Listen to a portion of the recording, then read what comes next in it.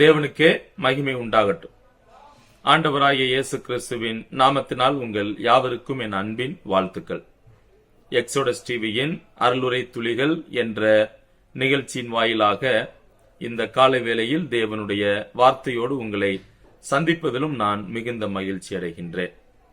இன்றைய காலை தியானத்திற்காக ஒரு தலைப்பின் அடிப்படையில் சில வசனங்களை நான் உங்களோடு பகிர்ந்து கொள்ள விரும்புகின்றேன். அதற்கு நான் இப்படியாய் தலைப்பு கொடுத்திருக்கிறேன், the expectations of God, தேவனுடைய எதிர்பார்ப்புகள். What or how God wants us to be, நாம் எவ்வாறு அல்லது எப்படி இருக்க வேண்டும், தேவன் நம்மிடம் என்ன எதிர்பார்க்கிறார் போன்ற விஷயங்களை நான் உங்களோடு பகிர்ந்து கொள்ள விரும்புகின்றேன். முதலாவது, what God wants us to be அல்லது how God wants us to be, நாம் எவ்வாறு எப்படி இருக்க வேண்டும் என்று தேவன் விரும்புகிறார் என்று கேட்டால், முதலாவது obedient, கீழ்ப்படிதல் உள்ளவர்களாக இருக்க வேண்டும் என்று தேவன் நம்மிடம் எதிர்பார்க்கிறார்.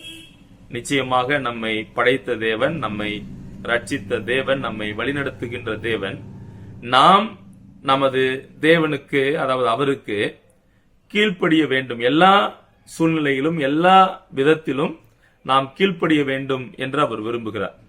கீழ்ப்படிதல் என்பது என்ன என்று கேட்டால், what God says to do and how he says to do, தேவன் எதை எப்போது எப்படி செய்ய சொல்லுகிறாரோ அதை அப்படியே செய்வதுதான் கீழ்ப்படிதல். ஆதார வசனமாக அப்போஸ்தலர் 5ஆம் அதிகாரம் 29ஆம் வசனம், அப்போஸ்தலர் 5:29, அதற்கு பேதுருவும் மற்ற அப்போஸ்தலரும் மனுஷருக்கு கீழ்ப்படுகிறதை பார்க்கிலும் தேவனுக்கு கீழ்ப்படுகிறதே அவசியமாக இருக்கிறது. அப்ப தேவன் என் மீது நம் மீது வைத்திருக்கிற எதிர்பார்ப்பு என்ன எதிர்பார்க்கிறார் என்று கேட்டால், நாம் அவருக்கு கீழ்ப்படிதல் உள்ளவர்களாக இருக்க வேண்டும். இரண்டாவது, தேவன் நம்மிடம் எதிர்பார்க்கக்கூடிய காரியம் என்ன? யோவான் எழுதின சுவிசேஷம் 15ஆம் அதிகாரம் 12வது வசனத்தில் அந்த பதில் இருக்கிறது. யோவான் 15:12 வசனம், நான் உங்களில் அன்பாய் இருக்கிறது போல நீங்களும் ஒருவரில் ஒருவர் அன்பாய் இருக்க வேண்டும் என்பதே என்னுடைய கற்பனையாக இருக்கிறது. அப்ப இரண்டாவது, தேவன் நம்மிடம் எதிர்பார்ப்பது லவ்விங், அன்பு கூறுதல். அந்த அன்பு கூறுதல் என்று அந்த வார்த்தை நான் படிக்கும்போது, அவர் நம்மீது எவ்வாறு அன்பு கூர்ந்தாரோ அந்த அன்பை அவர் எதிர்பார்க்கிறதை நாம் பார்க்க முடிகிறது. மூன்றாவதாக 1 தீமோத்தேயு 6ஆம் அதிகாரம் 18வது வசனம், 1 தீமோத்தேயு 6ஆம் அதிகாரம் 18வது வசனத்தில் தேவன் நம்மிடம் எதிர்பார்க்கக்கூடிய மூன்றாவது விஷயம் என்ன? ஜெனரஸ், தமிழில் வாசிக்கிறேன், நன்மை செய்யவும் நற்கிரியைகளில் ஐஸ்வர்யவான்களாகவும் தாராளமாய் கொடுக்கிறவர்களும் உதாரணம் உள்ளவர்களுமாய் இருக்கவும். சோ மூன்றாவது தேவன் நம்மிடம் எதிர்பார்ப்பது, we need to be generous, நாம் நன்மை செய்யக்கூடியவர்களாக அல்லது தாராள மனம் உள்ளவர்களாக நாம் இருக்க வேண்டும். So to give much freely, நம்மிடம் இருப்பதை அவருக்கு கொடுக்க வேண்டும் என்று விரும்புகிறார். நான்காவது தேவன் நம்மிடம் எதிர்பார்க்கக்கூடிய விஷயம், பிலிப்பியர் 4ஆம் அதிகாரம் 5வது வசனத்தில் அதற்கான பதில் இருக்கிறது. பிலிப்பியர் 4:5, உங்கள் சாந்த குணம் எல்லா மனுஷருக்கும் தெரிந்திருப்பதாக கர்த்தர் சமீபமாயிருக்கிறார். சோ ஜென்டில், சாந்த குணம், டு ஆக்ட் ஹியூமிலிட்டி, தாழ்மையுள்ளவர்களாக அல்லது சாந்த குணத்தோடு நாம் இருக்க வேண்டும் என்று அவர் எதிர்பார்க்கிறார், தேவன் விரும்புகிறார். அடுத்ததாக என்கரேஜிங், நாம் உற்சாகப்படுத்தக்கூடியவர்களாக இருக்க வேண்டும் என்று தேவன் விரும்புகிறார். 1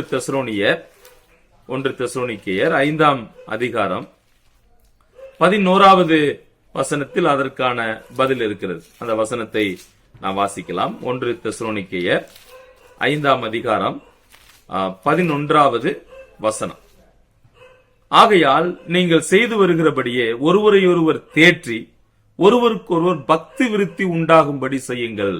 சோ நாம் ஒருவரை ஒருவர் உற்சாகப்படுத்த வேண்டும். அடுத்ததாக தேவன் நம்மிடம் எதிர்பார்க்கக்கூடிய விஷயம், யாக்கோபு 5ஆம் அதிகாரம் 8வது வசனத்தில் சொல்லுகிறார், we need to be patient, பொறுமையாக இருக்க வேண்டும். 5ஆம் அதிகாரம், யாக்கோபு 5ஆம் அதிகாரம் 8வது வசனம். அங்கே என்ன வாசிக்கிறோம்?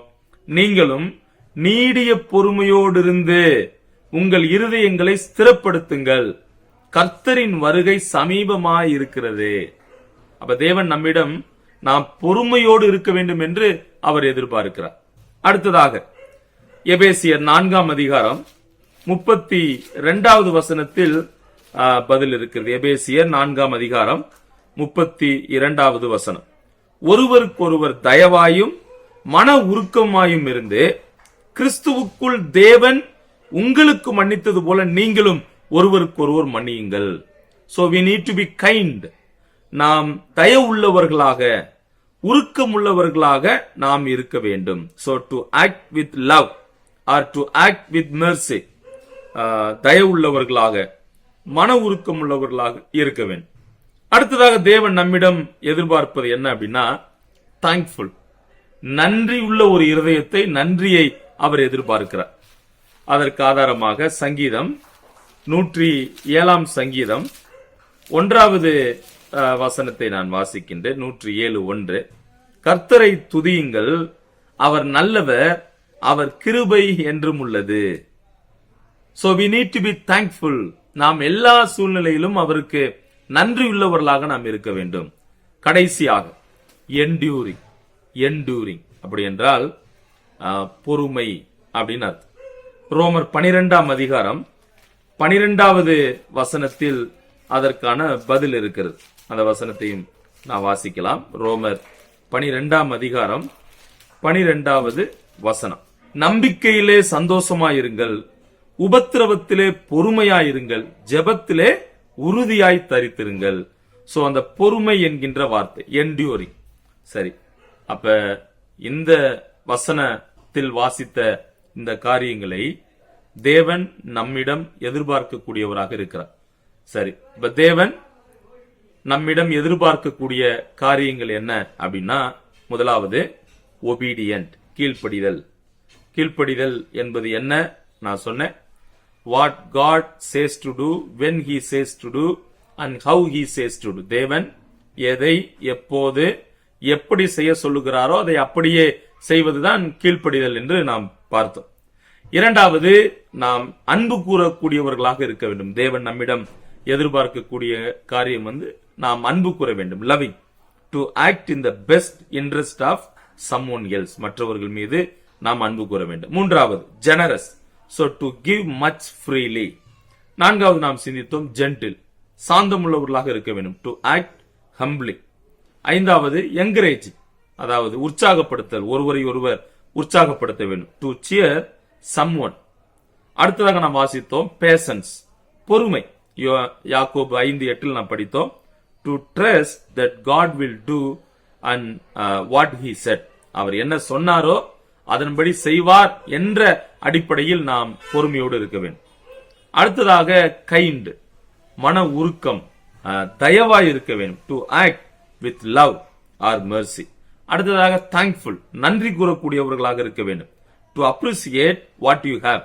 தேவன் உங்களுக்கு என்ன கொடுத்தாரோ, நமக்கு என்ன கொடுத்தாரோ அதை எண்ணி அவருக்கு நன்றி செலுத்துவது. கடைசியாக enduring, to continue even when it is hard. சூழ்நிலைகள், நமது வாழ்வு கஷ்டமான பாதையில் இருந்தாலும் நாம் அதை பொறுமையோடு சகித்துக் கொள்ள நாம் பழகிக் கொள்ள வேண்டும். சோ இந்த காரியங்களைத்தான் தேவன் நம்மிடம் எதிர்பார்க்கிறார். சோ அவர் எதிர்பார்க்கிற அந்த எதிர்பார்ப்பின் காரியங்களை நம்முடைய வாழ்வில் நாம் செய்து அவருடைய நாம மகிமைக்காக வாழ ஆண்டவர் நம் ஒவ்வொருவருக்கும் உதவி செய்வாராக. தேவனுடைய நாமம் மகிமைப்படட்டும். ஆமென்.